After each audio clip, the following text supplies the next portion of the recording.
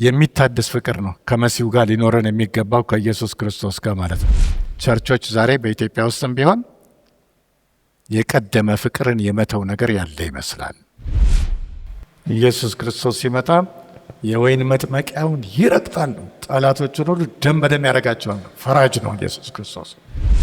ለቤተ ክርስቲያን የሚማልዱ ብዙ ክርስቲያኖች አሉ፣ ቸርች የማታውቃቸው እግዚአብሔር ግን የሚያውቃቸው። ስለዚህ ምንድነው እሱ? ቅጥር አታፍርሱ፣ ቅጥር የሚያፈርስ እባብ ይነድፈዋል ይላል ምሳሌ ላይ። ትናንት የጀመርነውን ትምህርት ወይም ሰሞኑን የጀመርነውን ትምህርት እንቀጥላለን። የመጽሐፍ ቅዱሱ ማለት የዮሐንስ ራእይ ዋና ቁልፍ ቦታ ያለው ምዕራፍ 1 ቁጥር 19 ላይ ነው። ኢየሱስ ክርስቶስ ምንድን ነው የሚለው? ያየኸውን አሁንም ያለውን ከዚህም በኋላ ይሆን ዘንድ ያለውን ጻፈ ነው። ሙሉ ለሙሉ አባቴ የሰጠኝን ራእይ እኔም በመልአኬ በኩል ወደ አንተ ያስተላለፍኩትን ጻፈ ነው። ስለዚህ ያየኸውን የሚለው ምዕራፍ 1 ነው። አሁንም ያለውን የሚለው ምዕራፍ 2 እና ምዕራፍ 3 ነው። ከምዕራፍ 2 እና ከምዕራፍ 3 በኋላ ቤተ ክርስቲያን ትነጠቃለች። ዮሐንስንም ስንመለከት ምዕራፍ 4 ላይ ሰማይ ላይ ሆኖ ነው የሚያውን ነገር የሚገልጥልን። ምዕራፍ 4 እና ምዕራፍ 5 ላይ ጌታ ኢየሱስ ክርስቶስ መጽሐፍ ይቀበላል ከአባቱ። ያን መጽሐፍ ማዕተቦቹን መፍታት ይጀምራል። የእግዚአብሔር አጀንዳዎች በምድር ላይ የተፈጸሙ የሚሄዱባቸው ነገሮች እንዳሉ ያየ ነው። ዮሐንስ ራእይ ላይ የተጻፉት ነገሮች አብዛኞቹ በትንቢተ ዳንኤል ላይ ያሉ፣ ትንቢተ ዳንኤል ላይ የተነገሩት ትንቢቶች አብዛኞቹ ከመፈጸማቸው የተነሳ ሰዎች ይህ መጽሐፍ የተጻፈው ዳንኤልን ማለታቸው ነው ትንቢቱ ከተፈጸመ በኋላ ነው የሚል አመለካከት አላቸው። ይህ ዳንኤል የጻፈው ትንቢተ ዳንኤልን ከዮሐንስ ራእይ 650 ዓመት በፊት ነው ዮሐንስ ራእይን ዮሐንስ ከመጻፉ። ስለዚህ ያየኸውን ምዕራፍ 1 ነው። አሁንም ያለውን ምዕራፍ 2 እና ምዕራፍ 3 ነው። ከምዕራፍ 4 እስከ ምዕራፍ 22 ያለው ለወደፊት ይሆን ዘንድ ያለ ነው። ንጥቀትም ገና አልተካሄደም፣ ግን ቀጣዩ እሱ ነው። ከምዕራፍ 4 እስከ 22 ምዕራፍ 4 እና ምዕራፍ 5 በሰማይ ያለ አምልኮን ነው የምናየው። ሰማይ ላይ መላእክት 24 ሽማግሌዎች ቤተ ክርስቲያንን ወክለው፣ እንደዚሁም ደግሞ 4ቱ ኪሩቤሎች በእግዚአብሔር ፊት ያሉ ምስጋና የሚያቀርቡ ለእግዚአብሔር አብ፣ ለእግዚአብሔር ወልድ፣ ለእግዚአብሔር መንፈስ ቅዱስ 24ቱንም ሰዓት ምስጋና ሲያቀርቡ ነው የምናየው። 24 ሰዓት ዝማሬያቸው ቅዱስ ቅዱስ ቅዱስ ነው። ስናየው አሁን ባለ አካላችን የሚሰለች ይመስላል። እነሱ ግን አይሰለችውም። ምስጋናውም ደግሞ ጣዕም አለው። በሰማይ ላይ አዲስ ዝማሬ ይኖራል። ምዕራፍ 4 እና ምዕራፍ 5 ቀጥሎ መጨረሻ ላይ ጌታ ኢየሱስ ክርስቶስ ወደ መሬት ይመጣል። ኢየሱስ ክርስቶስ ወደ መሬት መጀመሪያ የሚመጣው ሚስጥራዊ አመጣጥ ወይም ደግሞ ንጥቀት ይባላል ብለን ነበር። ቀጥሎ ክርስቲያኖች በአየር ላይ ኢየሱስ ክርስቶስን እንቀበልና ከ7 ዓመት ቆይታ በኋላ ደግሞ ኢየሱስ ክርስቶስ በአካል ወደ መሬት ይመጣል የሚለውን ሐሳብ በዮሐንስ ራእይ ምዕራፍ 1 ቁጥር 7 ላይ አይተን ነበር። ስለዚህ የመጽሐፉ ጠቅላላ ሐሳብ በሁለት ቃል ኢየሱስ ይመጣል ነው ብለናል ባለፈው ጊዜ ላይ። ኢየሱስ ይመጣል የሚለው አጠቃላይ ሐሳቡን መጽሐፉ ትንሽ ከበድ ያለ ቢመስልም ትርጉሙን ግን በደንብ መጽሐፍ ቅዱሳችንን ስናጠና ልንረዳው እንችላለን። ሰዎች የተለያየ ትርጓሜ ይሰጣሉ፣ ግን ትክክለኛው አሁን በምንሄድበት መስመር ነው። ምዕራፍ 1 ላይ ኢየሱስ ክርስቶስን ሊቀ ካህን ሆነው በ7 አብያተ ክርስቲያናት መሃል ሲመላለስ ያየነው። 7 አብያተ ክርስቲያናት የተባሉት እስካሁን ድረስ በምድር ላይ ያሉ ናቸው። ዛሬም አሉ፣ ጥንትም ነበሩ። ምናልባትም የጌታ ኢየሱስ ክርስቶስ ዳግም ምጽአትም ከዘገየም ትንሽ አይነታቸው በሰባትነት ይቀጥላል። 7 ሙሉ ቁጥር ነው፣ ወይም ደግሞ ፐርፌክት ይሉታል ፈረንጆቹ። እና በ7 ነው ሁሉ ነገር የሚጠቃልለው። እግዚአብሔር ዓለምን ፈጥሮ በ6 ቀን ጨረሰ። 7ኛው ቀን ላይ አረፈ። ምድርም በ7ኛው ሺህ ላይ ከተፈጠረች ወይም አዳም ከተፈጠረ በኋላ ኢየሱስ ክርስቶስ ወደ መሬት ይመጣል። 7 ፐርፌክሽን ወይም ደግሞ ሙላትን ያሳያል የሚል ሀሳብ አይተናል። 7 የሚል ብዙ ነገሮች በመጽሐፍ ቅዱሳችን ውስጥ አሉ። 7 ማኅተም፣ 7 መለከት፣ 7 ጽዋዎች መሬት ላይ ይፈሳሉ። ይህም ደግሞ በመጨረሻው ዘመን ላይ የምናያቸው ነገሮች ናቸው። ስለዚህ አሁን ባለፈው ጊዜ ላይ ስንመለከት የነበርነው ከአብያተ ክርስቲያናቶች ውስጥ የመጀመሪያውን ምዕራፍ 2 ከቁጥር 1 እስከ 7 ላይ ነው ያየነው። የመጀመሪያ የተመለከትናት ቤተ ክርስቲያን የኤፌሶን ቤተ ክርስቲያን ነች። ኤፌሶን የምትገኘው ከፍጥሞ 60 ማይልስ ላይ የምትገኝ ነች። ድሮ በግሪክ አስተዳደር ስር ነበረች። ቀጥሎ ደግሞ በሮማውያኖች። እዚች ከተማ ላይ ትልቅ የወንጌል ሥራ የሰራ አንደኛ ጳውሎስ፣ ሁለተኛ ጢሞቴዎስ፣ ጵርስቅላና አቂላ የተባሉ አይሁዳውያን ከሮም ተባረው መጥተው እነሱም እዛ ሰርተዋል። አጵሎስ በተለይ በብሉይ ኪዳን ትምህርት በጣም የተካነ ሰው ነው። አንዳንድ ነገሮችን ስለ አዲስ ኪዳን አያውቅም፣ ግን ጵርስቅላና አቂላ አስተካከሉት ሰው ነው። ከዛም ውጪ 70 ዓመተ ምህረት ላይ ኢየሩሳሌም ከተማ ስትጠፋ ዮሐንስ እና አደራ የሰጠውን ማርያምን ይዞ ወደዚች ቦታ መጥቶ የወንጌል ሥራ ሰርቷል። ፊልጶስም በአንድ ወቅት እዚህ ቦታ ላይ እንደነበረ ይነገራል። መቅደላዊት ማርያምም በዚህ ቦታ ላይ እንደሞተች ይነገራል። አንዳንድ ሰዎች ዮሐንስ ራእይ የጻፈው ዮሐንስ እስካሁን ድረስ አትሞትም ተብሏል መጽሐፍ ቅዱስ ላይና በሕይወት አለ ይላሉ። አይደለም፣ ሞቷል። መቃብሩም የእሱም የማርያምም በኤፌሶን ከተማ ላይ ይታያል። ስለዚህ ኤፌሶን ማለት የተወደደች ከተማ ማለት ነው። በጣም ተወዳጅ ነበረች። ኤዥያ ውስጥ የምትገኝ ከተማ ነች። ዛሬ ቱርኮች ናቸው የሚገዙት። ስለዚህ ኤፌሶን ውብ የሆነች ከተማ ተብላ የምትደነቅ ነች። ብዙ ቤተ መቅደሶች አሉ። በዛን ዘመን ሰው ሁሉ ምን ነበር የሚለው? ቄሳር አምላክ ነው የሚለው። እኛ ኢየሱስ ጌታ ነው እንላለን። በዛን ጊዜ ግን ሰው ኢየሱስ ጌታ ነው ካለ ይገደላል፣ በእሳት ይቃጠላል፣ ለአናብስት ይሰጣል፣ መስቀል ላይ ይሰቀላል። ይሄ ነበር የዛን ጊዜ። ስለዚህ ሁሉ ነገር የተበከለበት ዘመን ነበር የዛን ጊዜ። አሁንም ከጥቂት ጊዜ በኋላ ምድር ላይ የሚመጣለ ሐሰተኛው ነቢይ፣ ሐሰተኛው ክርስቶስ። በዛን ጊዜ እንደዚህ አሁን እንደተቀመጥ ነው ክርስቶስን ማምለክ አይቻልም፣ መዘመርም አይቻልም፣ ቤተ ክርስቲያንም ትዘጋለች። ስለዚህ ስንቃችንን ዛሬ መያዝና ማዘጋጀት እንዳለብን ሀሳብ እያየን ነበር። ስለ ኤፌሶን ቤተ ክርስቲያን ሌላ የተመለከትነው ምንድን ነው? ትልቅ ቤተ መቅደስ ነበረ። እዚች ቤተ መቅደስ ውስጥ ስሟ ማን ይባላል ያለው? ግሪኮች አርጤምስ ይሏታል፣ ጣሊያኖች ደግሞ ዲያና። አርጤምስ ምንድነች? የአማልክቶች ሁሉ እናት ነች ይሏታል። ስለዚህ በኤፌሶን ከተማ ውስጥ ክርስቶስን ማምለክ በጣም አስቸጋሪ ነው። ብዙ ቤተ መቅደሶች ነበሩ፣ ብዙ መተቶች ነበሩ፣ አስማተኞች ነበሩ። የሰዎች አምልኮ ሁሉ ወደ ቄሳር ጋር ያዘነበለበት ጊዜ ነው። ብዙ ሰዎች የዛን ዘመን ባሪያዎች ናቸው። ጥቂት ሀብታም የሆኑ ሰዎች የባሪያ ባለቤቶች ናቸው። ስለዚህ በዚች ከተማ ውስጥ ክርስቶስን ማምለክ ራሱ ከባድ ነው። ዲሜጥሮስ የተባለ ሰው ደግሞ አይተን ነበር። ይህ ዲሜጥሮስ የተባለ ሰው የአርጤምስን ስዕል እየሳለ ለቱሪስቶች እየሸጠ ብዙ ገንዘብ ያገኝ ነበር። ጳውሎስ ወንጌል ማስተማር ሲጀምር ግን ሰዎች ወደ ክርስትና እምነት ሲመጡ ተቃውሞ ጀመረ።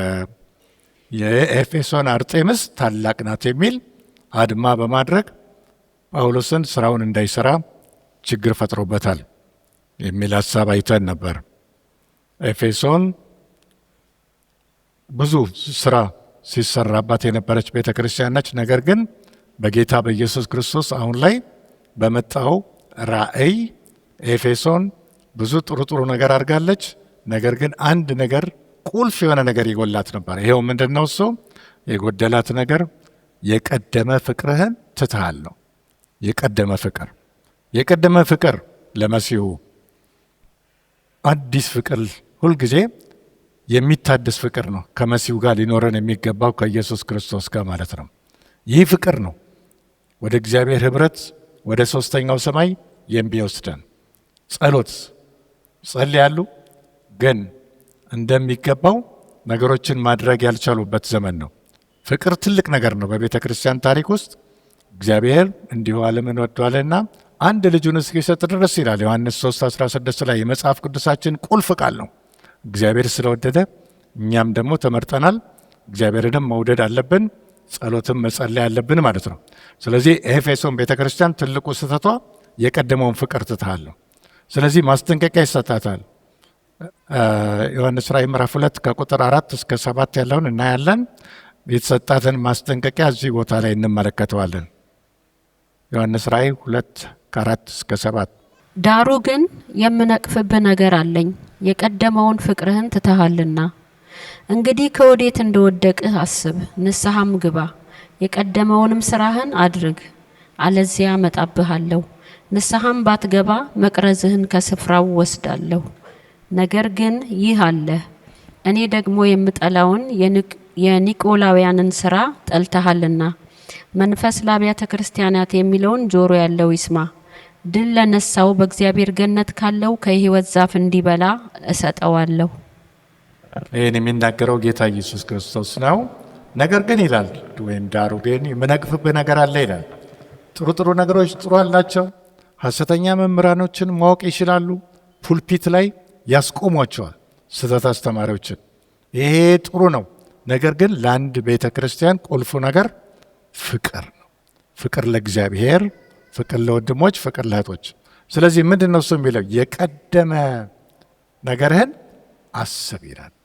ቀድሞ ድሮ ጊዜ ቤተ ክርስቲያን በፍቅሯ ነው የምትለየው። በአባሎቿ መሀል ባለ ፍቅር ነው።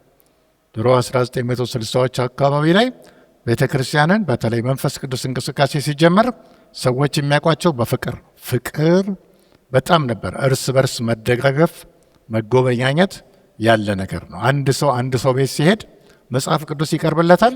መጽሐፍ ቅዱስ አንብቦ ጸልዮላቸው ይሄዳል።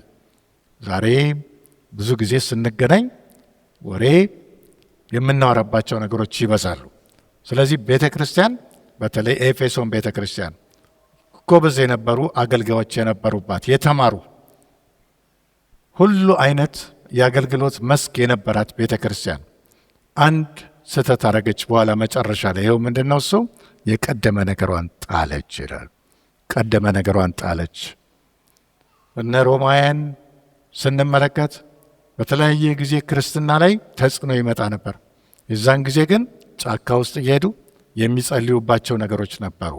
በእኛም ሀገር በቤታቸው መጸለይ የማይችሉ ጫካ ሁሉ እየሄዱ የሚጸልዩባቸው ነገሮች ነበሩ።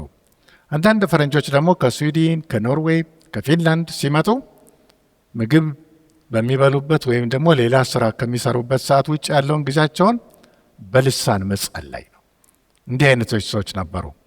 ስለዚህ የክርስቶስ አብሮነት ከነሱ ጋር ሊሄድባቸው ነው። አሁን ምንድነው ማስጠንቀቂያ የሚሰጣቸው?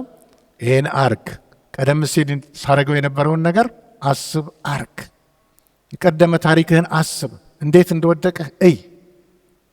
ይህም ባታረግን መቅረዝህን ከስፍራው ወስዳለሁ ይላል። መቅረዝ ምንድነው? እሱን ያለው ብርሃን ተሸካሚ ነገር ነው። መቅረዝ ብርሃናችን የክርስቲያኖች ኢየሱስ ክርስቶስ ነው። መቅረዝ ከተወሰደ የእግዚአብሔር አብሮነት ከኛ ጋር አይሆንም። ስለዚህ ነው ጥንቃቄ ማድረግ የሚገባን። አንዳንድ ሰዎች አንዴ ከተዉ በኋላ እንደገና ወደ ድሮ ስፍራ መመለስ በጣም ያስቸግራል። ስለዚህ መቅረዝህን ጠብቅ፣ አለዛ ወስደዋለሁ ነው። ከዛን ጊዜ አብሮነቱ ከኔ ጋር አይሆንም ነው። ስለዚህ የጋለ ፍቅር ዛሬ ለእግዚአብሔር ለክርስቶስ ሊኖረን ይገባል የሚል ሀሳብ ነው። ስለዚህ ኤፌሶን ቤተክርስቲያን ትልቅ የሳተችው ነገር ምንድን ነው? እሱ ይህን ፍቅር ማጣት ነው። አዲስ ነፍሶችን ወደ ቤተ ክርስቲያን ማምጣት። እኛ ጋም አሁን ድሮ ጊዜ የሚመሰክሩ ሰዎች ብዙዎች ነበሩ። እየሄዱ እያመጡ ወደ ቤተ ክርስቲያን ፕሮግራም ያስይዛሉ። ዛሬ ያም እየቀዘቀዘ ይመስላል። ስለዚህ ቸርቾች ዛሬ በኢትዮጵያ ውስጥም ቢሆን የቀደመ ፍቅርን የመተው ነገር ያለ ይመስላል። ስለዚህ ፍቅርን እግዚአብሔር እንዲሞላን ሁልጊዜ ልንጸልይ ይገባል ማለት ነው። ሁለተኛ ቤተ ክርስቲያን የተጠቀሰችው ሰምርኔስ። ሰምርኔስ ማለት ከርቤ ማለት ነው። መራራ ነው። ብዙ የከርቤ ምርት ነበራት ይቺ ቦታ ሰምርኔስ። በከርቤ ምርቷ የታወቀች ነች። ኢየሱስ ክርስቶስንም ስንመለከት ምን አይተን ነበር? ሶስቱ ነገስታት ወደ እሱ ሲመጡ ሰግደውለት ሶስት ነገር ሰጡት። አንድ ዕጣን ሊቀ ካህንነቱን ለማሳየት ነው። ሁለት ከርቤ መራራ ሕይወት እንደሚኖረው ያን የሚያሳይ ነው። ኢየሱስ ክርስቶስ መራራ ሕይወት ነበረው። ሲወለድም ከርቤ መጣለት መስቀል ላይ ሆነው የጠጣው ጽዋ ከርቤ የተቀላቀለበት ነው። ለምንድን ነው የሰጡት? ለማደንዘዣ ነው። ሰዎች በጣም ስቃይ ሲበዛባቸው ለማደንዘዣ ከርቤ ይሰጣል። ሽቶ ለመስራት ከርቤ፣ ሬሳ ለመገነዝ ከርቤም፣ ካህናትም ይቀቡት ነበር ከርቤ።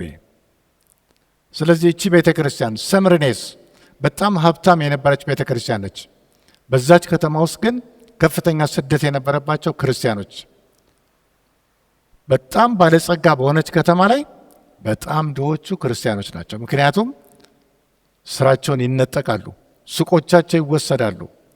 ቄሳር ጌታ ነው ካላሉ የተጠሉ ይሆናሉ። የጣዖት ስጋ ካልበሉ አይወደዱም። ስለዚህ ክርስቲያኖች በጣም የተጠሉ የሚሰደዱ ነበር። ሰምርኔስ ጋር አንድ ጋራ አለ፣ ተራራ አለ። እዛ ላይ በብዙ ሺህ የሚቆጠሩ ተገለዋል። የመጀመሪያው ሰማዕት ያልነው ስሙን ባትይዙትም ችግር የለም፣ ፖሊካርፕ የተባለ ሰው 69 ዓመተ ምህረት ላይ የተወለደ 155 ዓመተ ምህረት ላይ ገለውታል። ስለዚህ ሰምርኔስ ቤተ ክርስቲያን ምንም ነቀፋ በጌታ በኢየሱስ ክርስቶስ ያልተነገረላት ጠንካራ ቤተ ክርስቲያን ነች። ስለዚህ እውነተኛ ቤተ ክርስቲያን አንዷ ምልክቷ ምንድን ነው? ስደት። እውነተኛ ቤተ ክርስቲያን ትክክለኛ ምልክቷ ስደት ነው። ስደት ይበዛል።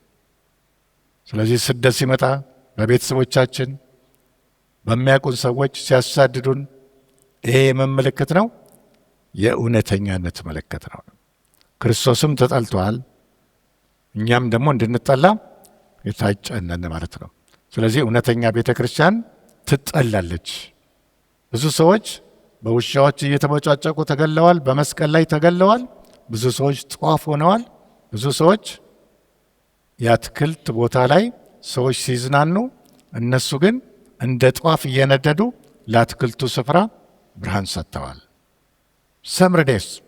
ሰምርኔስ የተባለችው ቦታ ስናያት ክርስቶስ ቅድም እንዳልነው ካልነቀፋቸው ሁለት ቤተ ክርስቲያኖች ውስጥ አንዷ ነች። እንደገና ደግሞ አሁንም አለ ከፊቷ ምዕራፍ ከቁጥር 7 እስከ 9 እናያለን። ምዕራፍ 2 ላይ እዛው ላይ ስለ እሷ ደግሞ የተነገረውን እንየው። መከራህንና ድህነትህን አውቃለሁ፣ ነገር ግን ባለጠጋ ነህ። የሰይጣንም ማህበር ናቸው እንጂ አይሁድ ሳይሆኑ አይሁድ ነን የሚሉት የሚሳደቡትን ስድብ አውቃለሁ። ልትቀበለው ያለህን መከራ አትፍራ። እነሆ እንድትፈተኑ ዲያብሎስ ከናንተ አንዳንዶቻችሁን በወህኒ ሊያገባችሁ አለው። 10 ቀንም መከራን ትቀበላላችሁ። እስከ ሞት ድረስ የታመንኩን የሕይወትንም አክሊል እሰጥሃለሁ። መንፈስ ለአብያተ ክርስቲያናት የሚለውን ጆሮ ያለው ይስማ። ድል የነሳው በሁለተኛው ሞት አይጎዳም። እዚህ ቦታ ላይ የምንመለከተው ሰምርኔስ ከተማ ተራራ አላት። ጋራው የምን ቅርጽ ነው የያዘው? አክሊል። ኢየሱስ ክርስቶስ እዚህ ጋር ምንድን ነው እሱ የሚነገረው? ድል ለነሳው ይሄ እናንተ ሀገር ያለው አይነት አክሊል ሳይሆን የዘላለም ሕይወት አክሊል እሰጣታለሁ ይላል።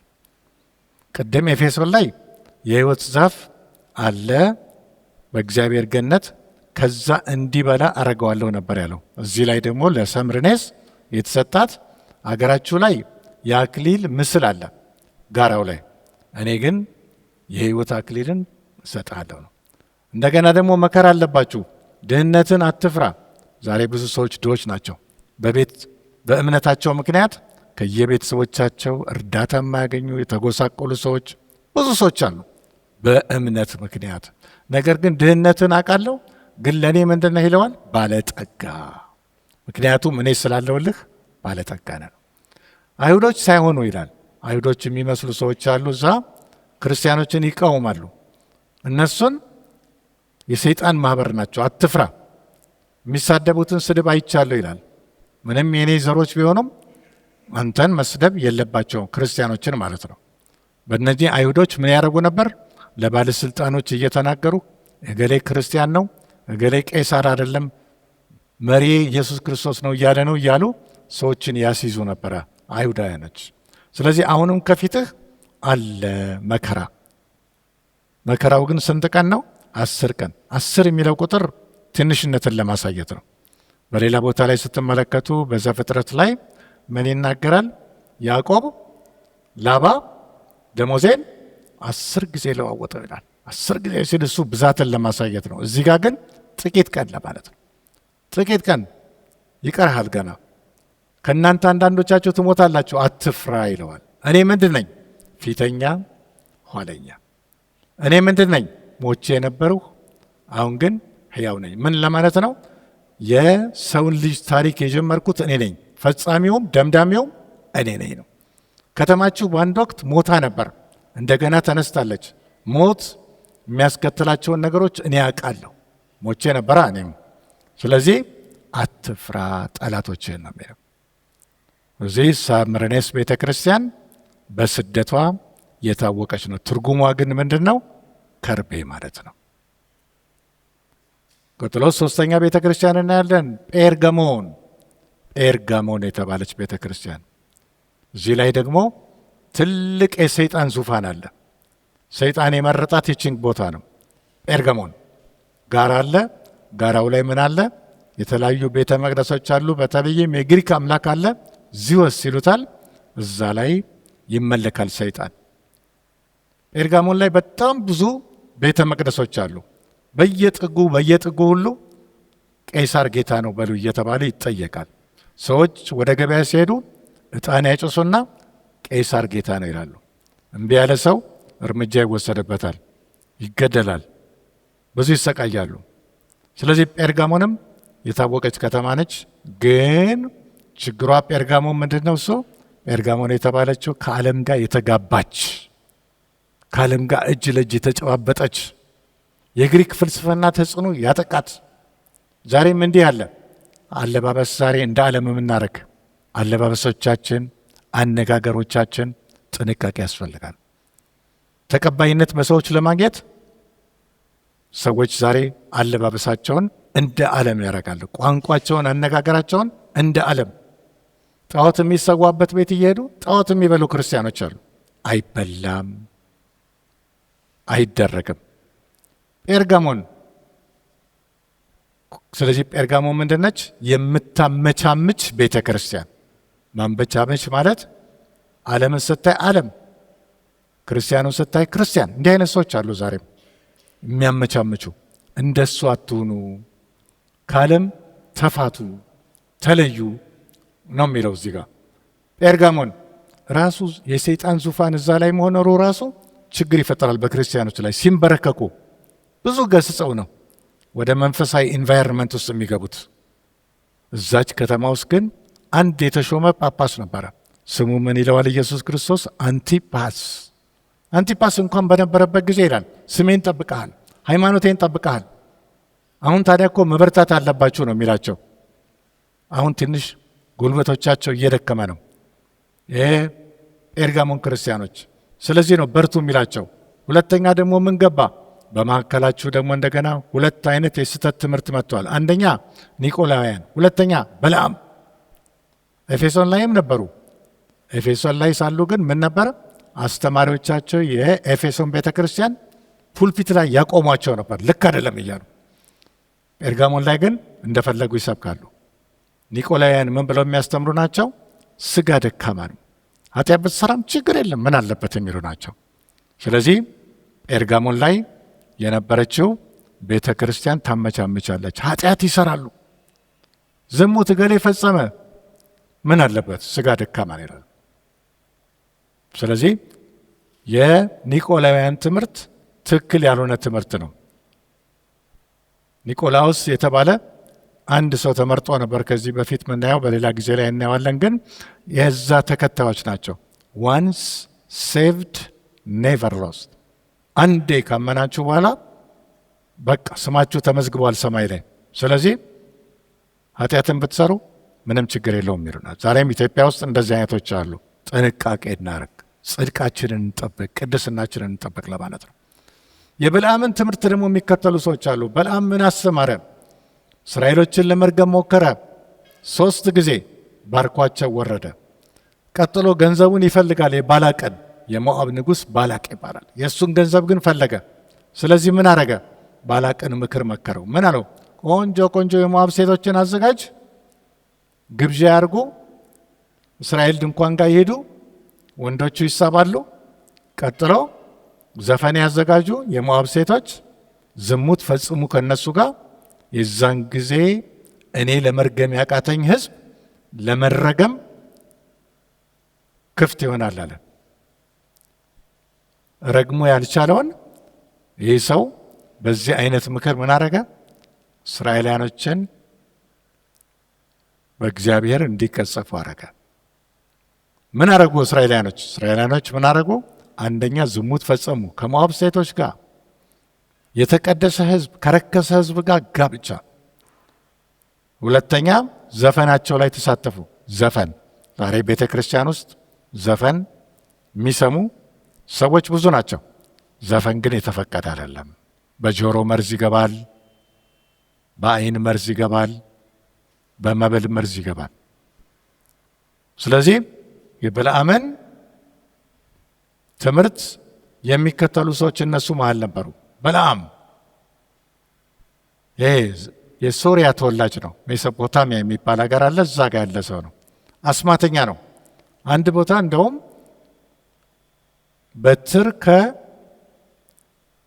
በትር ከያዕቆብ ይወጣል እያለ ትንቢትም ይናገር ነበር። ስለ ኢየሱስ ክርስቶስ ነው። ግን ጠንቋይ ነው ይሄ ሰው። መተት ዛሬ መተት በእስራኤል ላይ አይሰራም።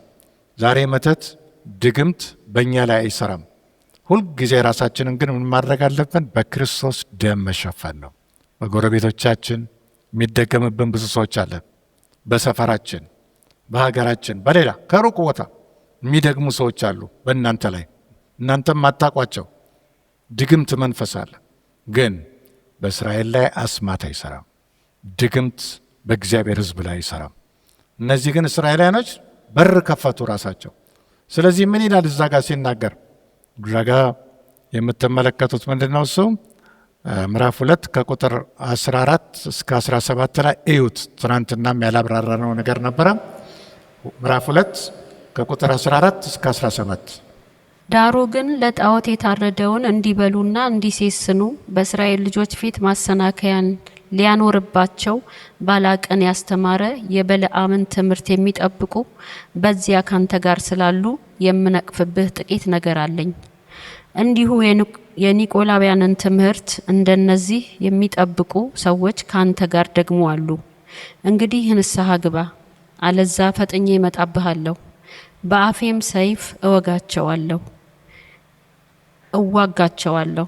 መንፈስ ለአብያተ ክርስቲያናት የሚለውን ጆሮ ያለው ይስማ። ድል ለነሳው ከተሰወረ መና እሰጠዋለሁ፣ ነጭ ድንጋይንም እሰጠዋለሁ።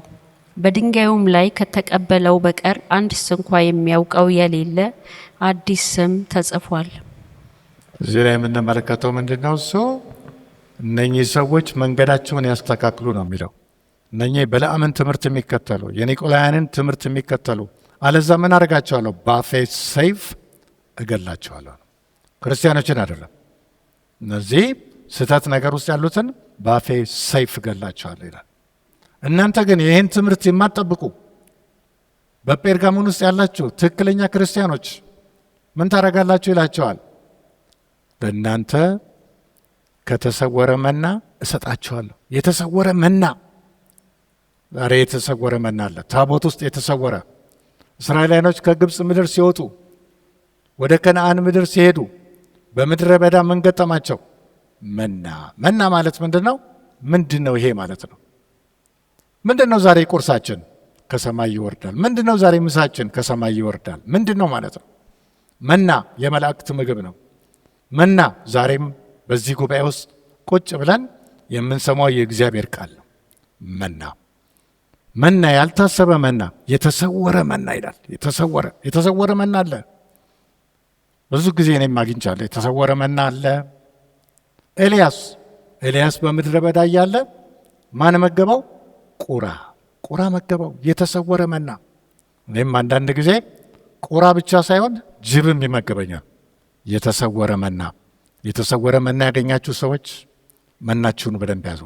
እንደገና ይሄ የተሰወረ መና የት ያደርሰናል? ሰማይ ቤት፣ ወደ እግዚአብሔር መገኘት የሚወስደን የእግዚአብሔር ቃል በስጋ ብቻ አይደለም፣ በመንፈስም የዘላለም ሕይወት ያገኘ ነው በዚህ ስውር መና ነው። ስውር መና። ሌላስ ምን ይላል? ነጭ ድንጋይ ይላል። ነጭ ድንጋይ ምንድን ነው? እንደ ፓስፖርት የሚጠቀሙበት ነው። ግሪኮች በሩጫ ውድድር ይደረጋል። ያሸነፈ አንደኛ የወጣ ሰው ምን ይሰጠዋል? ነጭ ድንጋይ ሽልማት ነው። ነጭ ድንጋይ ካገኘን እኛ የት ነው የምንሄደው? ዘላለም መንግስት። ነጭ ድንጋይ ይላል። በሱም ላይ ምን ተጽፏል? የቁልምጫ ስም። ዛሬ የሚያቆላምጡን ሰዎች የሉም ባጠገባችን። ክርስቶስ ግን የቁልምጫ ስም ለእያንዳንዳችን ይሰጠናል። ስለዚህ በዚህ ነጭ ድንጋይ ላይ ምን አለ? የቁልምጫ ስም። የት የሚያደርሰን? ሰማይ። ምንድን ነው እሱ? ፓስፖርት፣ ቲኬት ነው። ልክ እንደ ክርስቶስ ደም ማለት ነው። የክርስቶስ ደም ነጭ ድንጋይ፣ የዘላለም ሕይወት የሚያስገኝ ስውር መና፣ ዘላለም ቤታችን የሚያደርሰን በትዕግስት እንድናልፍ የምድር መከራ የሚያረገን። ስለዚህ ስውር መና ዛሬ እያንዳንዳችን እንድንበላ ተጠርተናል። ስውር መና ዛሬ የሚበላ ሰው የለም። ችግራችን ምንድን ነው? እሱ ዛሬ በአብዛኛው ችግራችን በስጋ ነገሮች ብዙዎቻችን የተጨናነቀነን። ድሬዳዋ ላይ ድሮ ብዙ የጸሎት ቡድኖች እንደነበሩ አስታውሳለሁኝ። አሁን ግን ህዝብ በምድር ኑሮ ዛሬ የተጎዳበት ዘመን ነው። እነሱ ላይ አይፈረድም፣ ግን እንበርታ። ምክንያቱም የዘመን ፍጻሜ ደርሷል። ስውር መናን። ስለዚህ ስውር መናን ያዙ። የእግዚአብሔር ቃል ነው። ስውር መናን ያዙ። ወደ እግዚአብሔር መገኘት የሚያደርሰን የእግዚአብሔር ቃል ነው። ነጭ ድንጋይን ያዙ። ፓስፖርታችሁ ነው፣ ወደ ሰማይ የሚወስዳችሁ። እላው ላይ ምን ተጽፏል? ማንም ሰው ከተቀባዩ በስተቀር የማያውቀው ምን ተሰጥቶታል? የቁልምጫ ስም ይላል። ቁልምጫ ስም አለው። ስለዚህ ዛሬ ሰዎች የሚያውቁን ስም ሌላ ነው፣ ክርስቶስ ደግሞ የሚያውቀን ስም ሌላ ነው። ዛሬ ሰዎች ላይወዷችሁ ይችላሉ፣ ስማችሁን ሊያጠፉ ይችላሉ። በክርስቶስ መንግስት ውስጥ ግን የቁልምጫ ስም አላችሁ። ዛሬ ሰዎች የተለያዩ ነገሮችን ሊረዱን አይችሉም። ቢረዱንም የተወሰነ ነው፣ አቅማቸው የተወሰነ ነው። ክርስቶስ ግን የሚሰጠን ስውር መና እስከ ዘላለም ድረስ የሚያደርሰን ነው። ስለዚህ ስውር መና፣ ነጭ ድንጋይ በጴርጋሞን ላሉ ከዚህ ትምህርት ራሳቸውን ለጠበቁ የሚሰጥ ነው ይላል። ስውር መና። ሶስተኛ የምናያቸው ወይም አራተኛ ቲያጥሮን የተባለች ከተማ ደግሞ አለች። ቲያጥሮን ውስጥ ያሉ ሰዎች በምን ስራ የታወቁ ናቸው? በሸክላ ስራ የታወቁ ናቸው። ቤተ ክርስቲያንም አላቸው ቆንጆ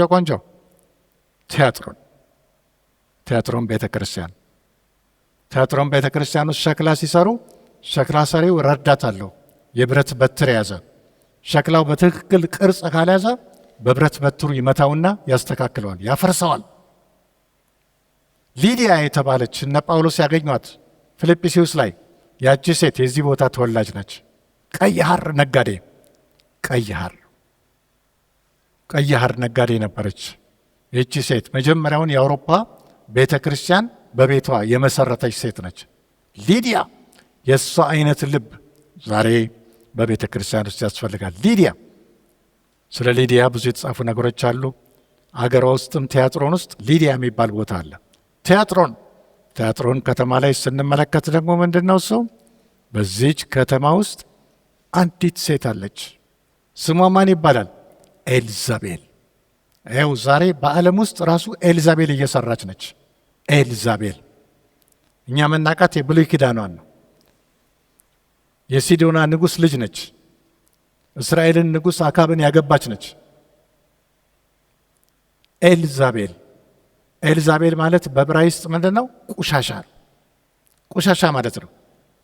በእነሱ ሀገር ቋንቋ ግን ያማረ አበባ ማለት ነው። ያማረ አበባ ለዓለም ዛሬ ያማረ አበባ የሆነው ለቤተ ክርስቲያን ቆሻሻ ነው፣ ጥራጊ ነው። ሰዎች ዛሬ ጥራጊን ፍለጋ ከቤተ ክርስቲያን ያፈነግጣሉ። ጥራጊ ገንዘብ ፍለጋ፣ ጉቦ ፍለጋ ከቤተ ክርስቲያን ይወጣሉ። ለጊዜያዊ ኑሮ፣ ለምድራዊ ኑሮ ሲሉ የዘላለም ሕይወታቸውን ይተዋሉ። ይሄ ምንድን ነው? እሱ ኤልዛቤል መንፈስ ነው። ኤልዛቤል በነበረችበት ጊዜ ሁሉ ንጉሥ አካብ ምን ሆነ? እስራኤልን ጨለማ ውስጥ ነበር ሲያስተዳድራት የነበረው ኤልዛቤል። ስለዚህ ወይዘሮ ቆሻሻ እንደማለት ነው። በሌላም ትርጉም ደግሞ እበት የሚል ቃል አለ። እበት የሚል ስምም አላት። እቺ ሴት ለእስራኤል ሌላ ነች። ዛሬ እኮ ለዓለም ሌላ የሆነው ቤተ ክርስቲያን ውስጥ ቆሻሻ ነገር ፍለጋ ዛሬ ወደ ዓለም አይካሄድም። ለዓለም ያማረች አበባ ነች፣ ለቤተ ክርስቲያን ግን ቆሻሻ ጠራጊ ነች ማለት ነው። ኤልዛቤል በመጽሐፍ ቅዱሳችን ውስጥ 23 ጊዜ ተጠቅሳለች። 22 ጊዜ በብሉይ ኪዳን፣ 1 ጊዜ በአዲስ ኪዳን። ኤልዛቤል የሲዶና ንጉሥ ልጅ ምን ታደርግ ነበረ? ከሀገሯ የባኦል ነቢያትን 850 ምታ ነበር ስፖንሰር ታደርጋለች። ዛሬ የባኦል ነቢያት በሀገራችን ውስጥም ስፖንሰር የሚያደርጋቸው አለ። የእግዚአብሔር አገልጋዮች ግን ችግር ውስጥ ናቸው። የእግዚአብሔር ሕዝብ ዛሬ ተቸግሯል። በምድራችን ላይ ግን እነዚህ ነቢያት፣ የባኦል ነቢያት ይቀለባሉ በኤልዛቤል። ግን ማን አለ? ኤልያስ አለ ማለት ነው። እግዚአብሔር አለ ማለት ነው። እግዚአብሔር አለ ዛሬም ኢትዮጵያን የሚያስብ አምላክ አለ። ኤልያስ ማለት እግዚአብሔር አለ ማለት ነው። በሀገራችን ውስጥ ኤልዛቤል መንፈስ ሀገራችን ውስጥ ብቻ አይደለም የሚሰራው፣ በጠቅላላ ዓለም ውስጥ ነው። ተመልከቱ፣ ሚዲያውን ተቆጣጥረዋለች ኤልዛቤል ኢንተርቴንመንት በሚል ሶሻል ሚዲያውን ተቆጣጥረዋለች። ተመልከቱ፣ ስድብ፣ ፌስቡክ ላይ ክርስቲያኖች ራሳቸው ስድብ የኤልዛቤል መንፈስ ነው። የኤልዛቤል መንፈስ ዛሬ አይሏል። የኤልዛቤል መንፈስ ምን ትላለች? ኢየሱስ ክርስቶስ ዮሐንስ ወንጌል ምዕራፍ 14 ቁጥር 6 ላይ ሲናገር እኔ መንገድ ነኝ እውነትም ሕይወትም። ዛሬ በዓለም ውስጥ ዘ ኒው ኤጅ ሙቭመንት የሚባል እምነት አለ። ምን ይላል? ክርስቶስ ብቻ አይደለም መንገድ፣ ሌላም መንገድ ነው። ዛሬ ሰይጣንን የሚያመልኩ ሰዎች አሉ። ዛሬ አውሮፓ፣ አሜሪካ ያሉ ኢትዮጵያኖች ያን እየለቀቁ ልጆቻቸውን ለማስተማር ወደ ኢትዮጵያ እየመጡ ያሉበት ጊዜ ነው። ምክንያቱም እግዚአብሔር አለ የሚለው ትምህርት ሞኝነት ሆኗል። ለዓለም ሞኝነት ነው። የኤልዛቤል መንፈስ ነው። እግዚአብሔርን አታምንም። ኤልዛቤል የምታምነው ባኦልን ነው። ስለዚህ የዚችን ነቢይ ፍልስፍና የሚከተሉ ሰዎች ነበሩ። ቤት ቲያጥሮን ውስጥ ምንድን ነው እሱ እምነቱ? የግሪክ ፍልስፍና ነው። የግሪክ ፍልስፍና ምን ይላል? ዝሙት ፈጽሙ። ቤተ ክርስቲያን ውስጥ ነች፣ ነቢይ ነች። ነቢይ ተብሎ ስሟ ተነስቷል። ይሄ እንዲሁ የተሰጠ ምሳሌ አይደለም። የሴትዮዋ ስም አልተጠቀሰም እንጂ ዝም ብሎ ግን በኤልዛቤል መንፈስ ነው የሚለው። ምን ታደርጋለች? የእግዚአብሔርን ባሪያዎች ሴስኑ። ቲኬት ገዝታችኋል፣ በቃ በክርስቶስ ደም ታጥበናል፣ ምን አለን? ቲኬት ስላለ መንግሥተ ሰማያት መግባት ትችላላችሁ ትላለች። ስጋችን ደካማ ነው፣ ስለዚህ ችግር የለም፣ የእግዚአብሔር ሰዎች የፈለጋችሁትን ማድረግ ትችላላችሁ። እንዲህ ሴስኑ የምታረግ በግሪክ ፍልስፍና ምንድን ነው እሱ? አንድ ወንድ ብዙ ሚስቶች ማግባት ይችላል፣ ብዙ ቁባቶች እንዲኖሩት ይፈቀዳል። ስለዚህ ይህን ፍልስፍና ወደ ቤተ ክርስቲያን ውስጥ ያስገባች ሴት ነች። ስለዚህ እግዚአብሔር ምንድን ነው የሚለው? ጌታ ኢየሱስ ክርስቶስ እችን ሴት ታግሳታል። ማ? የቲያጥሮን ቤተ ክርስቲያን። ስለዚህ ምንድን ነው እሱ? እችን ሴት ወጋታለሁ፣ ገላታለሁ፣ በአልጋ ላይ ጥላታለሁ፣ ልጆቿንም ገላለሁ፣ ከእሷም ጋር የሚያመነዝሩትን አለቃቸውም ነው የሚለው ኢየሱስ ክርስቶስ። ስለዚህ የቲያጥሮን ቤተ ክርስቲያን ጥሩ ነገር አላት፣ ግን ሰዎቿ ይሰስናሉ። የዚች ቤተ ክርስቲያን አባላት ጥሩ ናቸው፣ ግን ምን ያደርጋሉ? ለጣዖት የተሰዋ ይበላሉ። ለጣዖት የተሰዋ አይበላም። ለአጋንንት የተሰዋ አይበላም። እነዚህ ግን የሚበሉ ሰዎች ነበሩ። ስለዚህ ዛሬ ኤልዛቤል መንፈስ በሀገራችንም በውጭም አለው። የኤልዛቤል መንፈስ የእግዚአብሔርን ሰዎች ያሰቃያሉ። የኤልዛቤል መንፈስ ቁጥጥር የሚያበዛ መንፈስ፣ የወንድን ራስነት አያምንም። አካብን ታስጨንቅ የነበረች ሴት የኤልዛቤል መንፈስ ግን አንድ ቀን የኤልዛቤል መንፈስ ራሱ በሀገራችን ብቻ ሳይሆን በዓለምም የሚወጋ ይሆናል ማለት ነው። አሁን እዚህ ላይ ኤልዛቤል መንፈስን በተመለከተ እግዚአብሔር በዚህ በጥቅሱ ላይ ያለውን ከ24 እስከ 28 እንመለከተዋለን። ታነብልናለች። ዳሩ ግን ይህን ትምህርት ለማትይዙ ሁሉ የሰይጣንንም ጥልቅ ነገር እነርሱ እንደሚሉት ለማታውቁ ለእናንተ በትያጥሮን ለቀራችሁት እላለሁ፣ ሌላ ሸክም አልጭንባችሁም። ነገር ግን እስክመጣ ድረስ ያላችሁን ጠብቁ። ድል ለነሳውና እስከ መጨረሻም ስራዬን ለጠበቀው እኔ ደግሞ ከአባቴ እንደተቀበልኩ በአሕዛብ ላይ ስልጣንን እሰጠዋለሁ። በብረትም በትር ይገዛቸዋል፣ እንደ ሸክላ ዕቃም ይቀጠቅጣሉ። በትያጥሮን ውስጥ የኤልዛቤልን መንገድ የማይከተሉ ሰዎች አሉ። ልብሳቸውን ያላረከሱ ሰዎች አሉ። ስለዚህ ለእናንተ ሌላ ሸክም አልጭንባችሁም ይላል ኢየሱስ ክርስቶስ። ያላችሁን ጠብቁ፣ ንጽህናችሁን፣ ቅድስናችሁን ጠብቁ። ቀጥሎስ ምን ይሆናል? ቀጥሎ እኔ ስመጣ በሺው ዓመት ጊዜ እኔ አሕዛብን በብረት በትር ስገዛ እናንተም ደግሞ አብራችሁኝ ትገዛላችሁ። አስቡ፣ አገራችሁ ውስጥ ሸክላ ትሰራላችሁ፣ በብረት በትር ቅርጽ ታስይዙታላችሁ የሸክላው ስራ። እኔ ደግሞ ስመጣ የእኔ ልጆች ምን ታደርጋላችሁ? አሕዛብን በብረት በትር ስገዛ አብራችሁኝ ትነግሳላችሁ ነው። ዛሬ ይህ ጉባኤ ኢየሱስ ክርስቶስ ሲመጣ በብረት በትር በዛን ዘመን በሚኖረው አገዛዝ ላይ የብረት በትር ይሰጠናል። እኛም ደግሞ እንገዛለን ማለት ነው። ልብሳችንን አለማርከስ፣ መቀደስ፣ መጸለይ። ይህን ዮሐንስ ራእይ 19 ቁጥር 15 ላይ እናየዋለን። ኢየሱስ ክርስቶስ ሲመጣ በብረት በትር እንደሚገዛ አሕዛብንም ይመታበት ዘንድ ስለታም ሰይፍ ካፉ ይወጣል። እርሱም በብረት በትር ይገዛቸዋል። እርሱም ሁሉን የሚገዛ የእግዚአብሔርን የብርቱ ቁጣውን ወይን መጥመቂያ ይረግጣል። ኢየሱስ ክርስቶስ ሲመጣ የወይን መጥመቂያውን ይረግጣል ነው። ጠላቶችን ሁሉ ደም በደም ያደርጋቸዋል። ፈራጅ ነው ኢየሱስ ክርስቶስ። ስለዚህ እኛም ከእሱ ጋር እንነግሳለን ለማለት ነው። ስለዚህ እቺም ቤተ ክርስቲያን ስንመለከታት ምንድነው እሱ የነበረው ትልቁ ችግሯ? የኤልዛቤልን መንፈስ መታገዝ፣ ኤልዛቤልን መዋጋት። ግን የእሷን ሀሳብ የማይከተሉ ቅዱሳን ሰዎች ደግሞ ነበሩ። ለእነሱ ግን ምንድነው እሱ ከእኔ ጋር አብራችሁ ትነግሳላችሁ፣ እኔ አሕዛብን በብረት በትር ስገዛ እናንተም ከእኔ ጋር ትሆናላችሁ ነው የሚለው። የሚቀጥለው ሰርዴስ የተባለች ቤተ ክርስቲያን አለች። ይኸው አሁን ምናየው ምንድን ነው እሱ ምንም ከሰባቱ ምንም ነቀፋ የሌላቸው ሁለት ቤተ ክርስቲያኖች አሉ። ምንም ያልተተቹ ሰምርኔስና ገና አልደረስንባትም ፊላዴልፊያ። ምንም ምስጋና ደግሞ ያላገኘች ቤተ ክርስቲያን አለች ሎዶቅያ።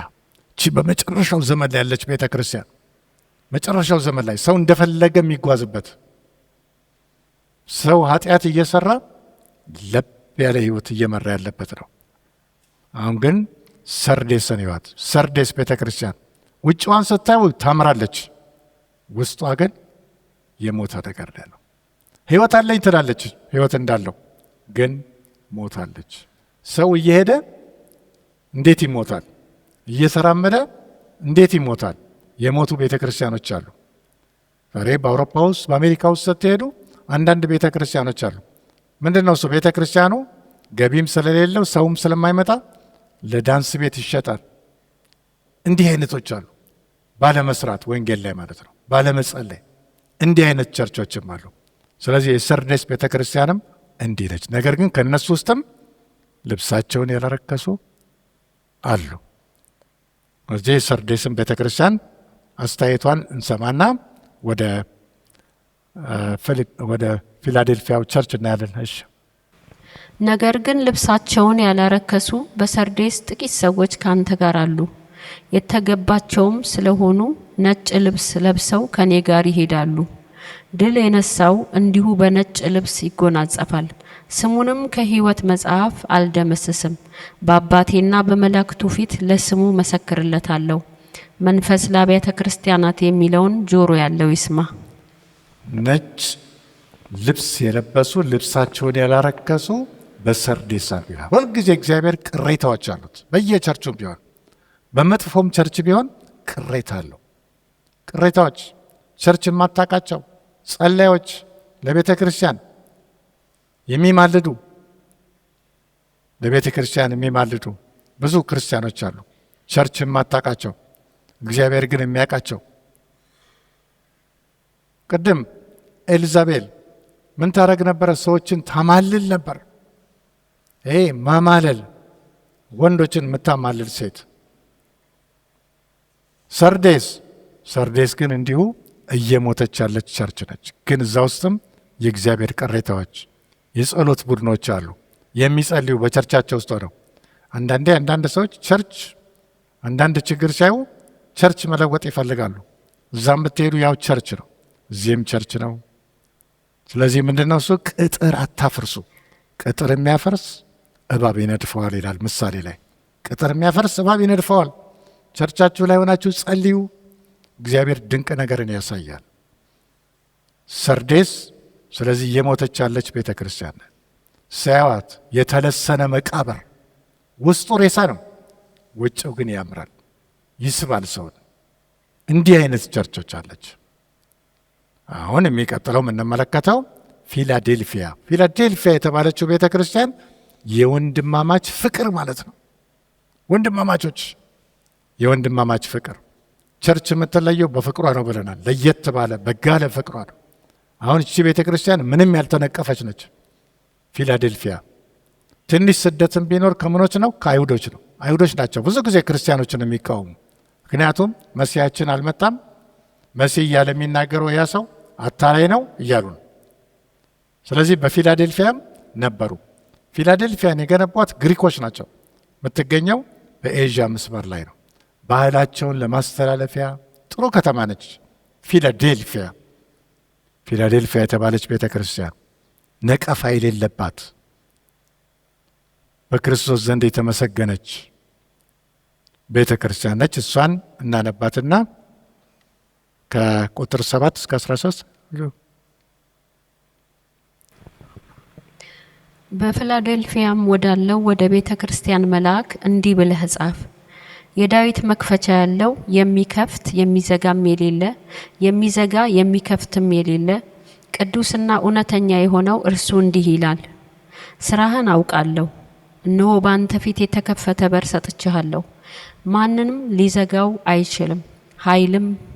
ኃይልህ ምንም ትንሽ ቢሆን ቃሌን ጠብቀሃልና ስሜንም አልካድክምና።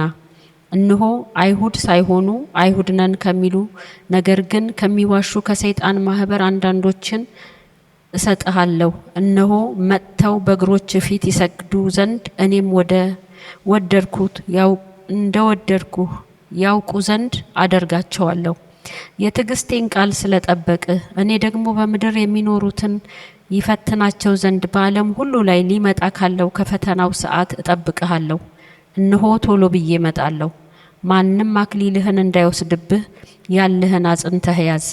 ድል የነሳው በአምላኬ መቅደስ አምድ እንዲሆን አደርገዋለሁ፣ ወደፊትም ከዚያ ከቶ አይወጣም። የአምላኬን ስምና የአምላኬን ከተማ ስም ማለት ከሰማይ ከአምላኬ ዘንድ የምትወርደውን አዲሲቱን ኢየሩሳሌምን አዲሱንም ስሜን በእርሱ ላይ ጽፋለሁ። መንፈስ ለአብያተ ክርስቲያናት የሚለውን ጆሮ ያለው ይስማ። መንፈስ የሚለውን ጆሮ ያለው ይስማ ሲል መንፈስ ቅዱስ ይናገራል። በዚህ ቃል ውስጥ አዳምጡ፣ ጆራችሁ ይስማ። ጆሮ መስማትና ማድረግ ከዚህ ፊት ምንድን ነው ብለን ነበር? ሻማ። በዕብራይስጥ ሻማ ማለት ሰምቶ ማድረግ ነው። ጆሮ ያለው ይስማ ይላል።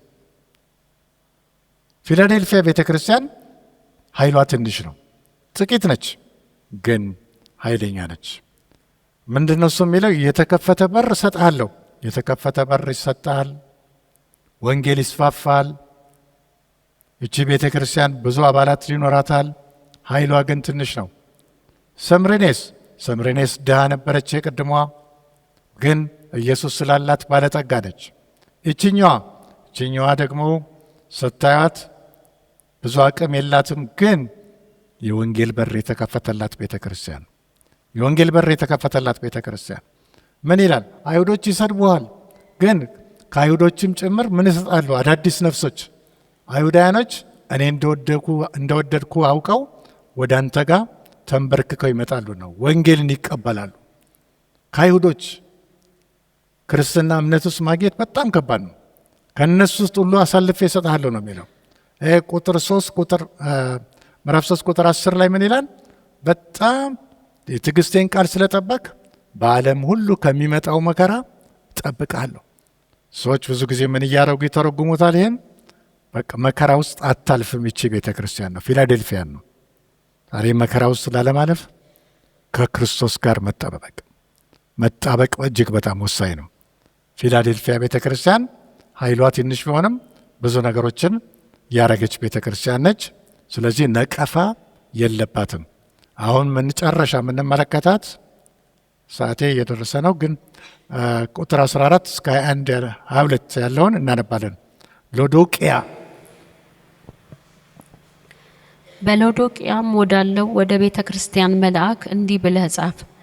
አሜን የሆነው የታመነውና እውነተኛው ምስክር በእግዚአብሔርም ፍጥረት መጀመሪያ የነበረው እንዲህ ይላል። በራድ ወይም ትኩስ እንዳይደለክ ስራህን አውቃለሁ። በራድ ወይም ትኩስ ብትሆንስ መልካም በሆነ ነበር። እንዲሁ ለብ ስላልክ በራድም ወይም ትኩስ ስላልሆንክ ከአፌ ልተፋህ ነው። ሀብታም ነኝና ባለጠጋ ሆኛለሁ፣ አንድስ እንኳ አያስፈልገኝም የምትል ስለሆንክ ጎስቋላና ምስኪንም ድሃም እውርም የተራቆትክም መሆንህን ስለማታውቅ ባለጠጋ እንድትሆን በእሳት የነጠረውን ወርቅ ተጎናጽፈህም የራቁትነትህን ሀፍረት እንዳይገለጥ ነጭ ልብስን እንድታይም ዓይኖችህን የምትኳለውን ኩል ከእኔ ትገዛ ዘንድ እመክርሃለሁ። እኔ የምወዳቸውን ሁሉ እገስጻቸዋለሁ፣ እቀጣቸውም አለሁ። እንግዲህ ቅና፣ ንስሐም ግባ። እነሆ በደጅ ቆሜ አንኳኳለሁ። ማንም ድምፄን ቢሰማ ደጁንም ቢከፍትልኝ ወደ እርሱ ገባለሁ፣ ከእርሱም ጋር እራት እበላለሁ፣ እርሱም ከእኔ ጋር ይበላል። እኔ ደግሞ ድል እንደነሳው ከአባቴም ጋር በዙፋኑ ላይ እንደተቀመጥኩ ድል ለነሳው ከእኔ ጋር በዙፋኔ ላይ ይቀመጥ ዘንድ ሰጠዋለሁ። መንፈስ ለአብያተ ክርስቲያናት የሚለውን ጆሮ ያለው ይስማ። ስለ ሎዶቅያ የተመለከትነው ምንድን ነው? ከዚህ በፊት አንድ የግሪክ ሴት ነች፣ የንጉሥ ሚስት ነች። ንጉሡ አንቲዮክ ይባላል። መጽሐፍ ቅዱስ ላይ አልተጠቀሰም። አንቲዮክ ይሄ ሰው ነው፣ የእሱ ሚስት ነች። እሱ ሚስቱን ይወዳል። እሷ ግን ምን አረገችው? በመርዝ ገደለችው። በመርዝ ገደለችውን። ከተማዋ ዛሬ ምን ይባላል? ሎዶቅያ። ሎዶቅያ የሰው ስልጣን እንደማለት ነው ትርጉሙ። ሎዶቅያ ከተማ ላይ ምን አለ? ፍል ውሃ ከጋራ ላይ ይነሳል። ሲነሳ ትኩስ ነው። ወደ መሀል ከተማ ሲገባ ምን ይሆናል? በራድ። ልክ እንደ ውሃው ናችሁ እናንተም። ክርስቶስ ለብ ያለ ሰው አይፈልግም። በራድ ወይም ትኩሱ ነው። በራድ ወይም ትኩስ ካልሆነ ምን ይላል? ለብ ያለ ነው፣ ካፌ ልተፋ ነው። ያስታውቃል። ለብ ያለ ውሃ ያስታውቃል። ሙቅ መሆን አለበት ወይም ቀዝቃዛ። ለብ ያለ ውሃ፣ ለብ ያለ ክርስትና በሄደበት የሚትል ሀብታሞች ናቸው እዚህ ቤተ ክርስቲያን ውስጥ ያሉት። እዛች ከተማ ውስጥ ክርስቲያኖች አሉ። ልክ እንደ ከተማዋ እነሱም ሴትዮዋ የሎዶቅያ ከተማ ስሟ የተጠራላት ሴትዮ ባሏን እንደገደለችው ኢየሱስ ክርስቶስን ከቤተ ክርስቲያናቸው ውስጥ ያባረሩ ሰዎች ናቸው። ኢየሱስ ክርስቶስ የት ነው ያለው? ውጪ። የጌታ እራት ይላሉ። የጌታ እራት በሌለበት ማለት ክርስቶስ በሌለበት የጌታ እራት ያካሄዳሉ። ኃጢአተኛ ነው በር ማንኳኳት ያለበት። በር ማንኳኳት ያለበት ኃጢአተኛ ነው። እዚህ ላይ ግን ተመልከቱ፣ እነሆ በደጅ ቆሜ አንኳኳለሁ። ኢየሱስ ነው። አንድ ሰው ነው የሚፈለገው ከእነሱ ውስጥ በሩን እንዲከፍት። ቀጥሎ አብሯቸው ይበላል፣ አብሯቸው ይጠጣል ክርስቶስ። አንድ ሰው ግን የጠፋበት ቦታ ነው። ስለዚህ ምን ይላል? ከእናንተ ውስጥ ይህን በር የሚከፍት ሰው ቢኖር እነዚህ ሰዎች ጋር መጨረሻ ላይ በዙፋኔ ላይ አስቀምጠዋለሁ። ዮሐንስ ራእይ ምዕራፍ 20 ላይ በዙፋን ላይ ምን እናደርጋለን? እኛም እንቀመጣለን።